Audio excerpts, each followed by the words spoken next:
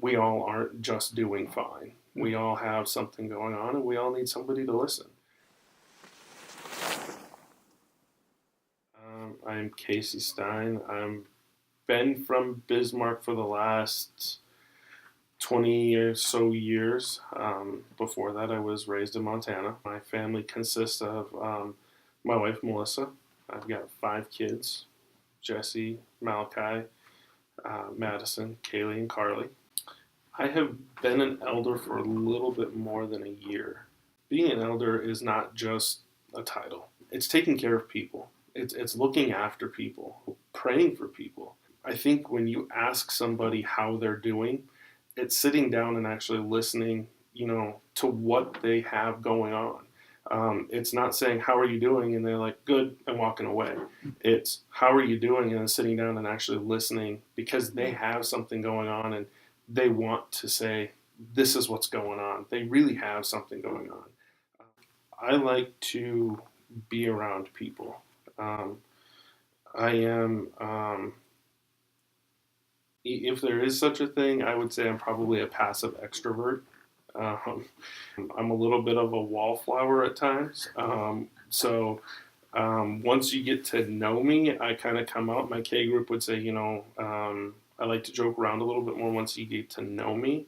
Once I get out there, I'm very much, an open book and like to get to know people and talk a little bit and kind of get to know people. Yeah. That's kind of my thing. I have MS, and on top of MS, I also have a complex partial seizure disorder. Um, and if that wasn't enough, I also have a heart disorder of some variety. And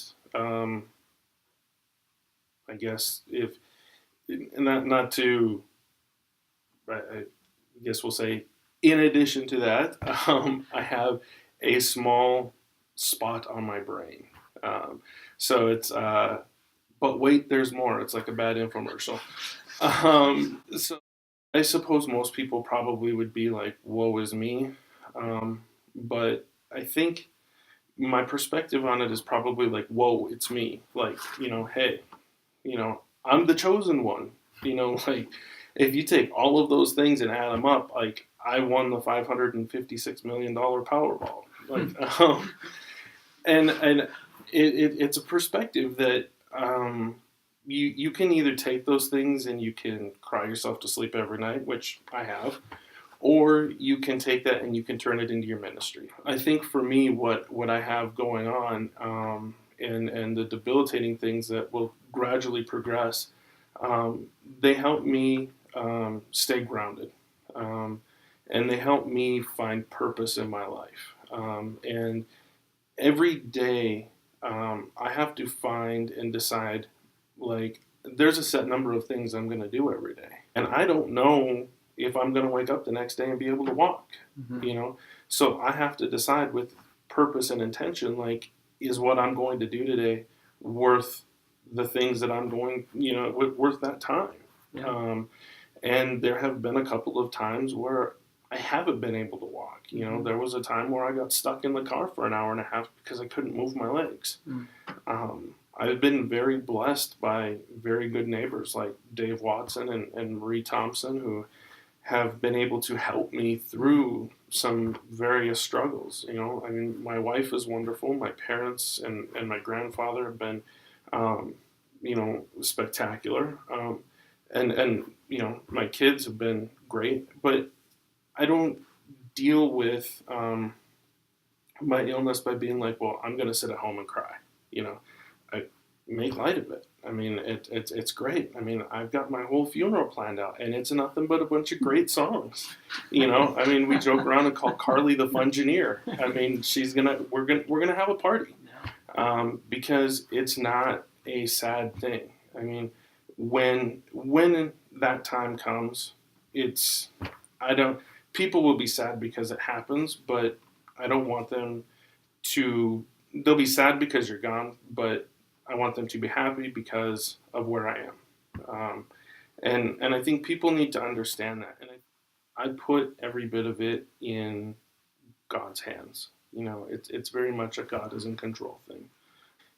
On the 23rd, I'm going to have a heart surgery. There is some risk involved, but it's God is in control. I give it to God. When I found out that the MS was more advanced, I very much just decided, you know what, God's in control. If I end up in a wheelchair, then you know what, I just hope God gives me a really sweet wheelchair. You know, um, I went to Mayo.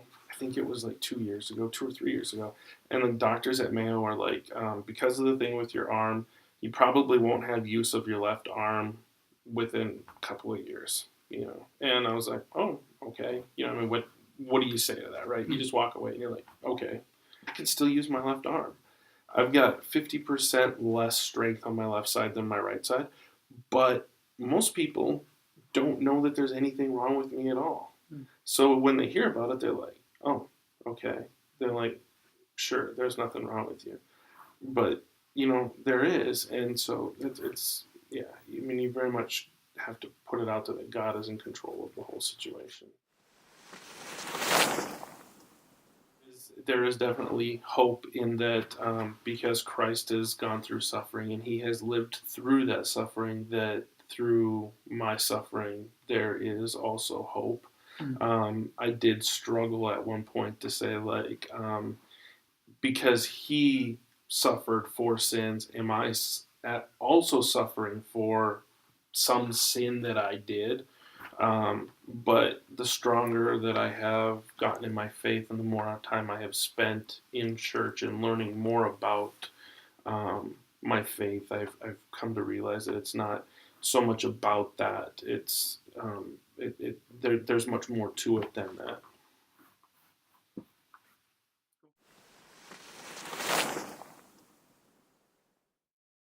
Um, I would tell them that suffering is something that we all have.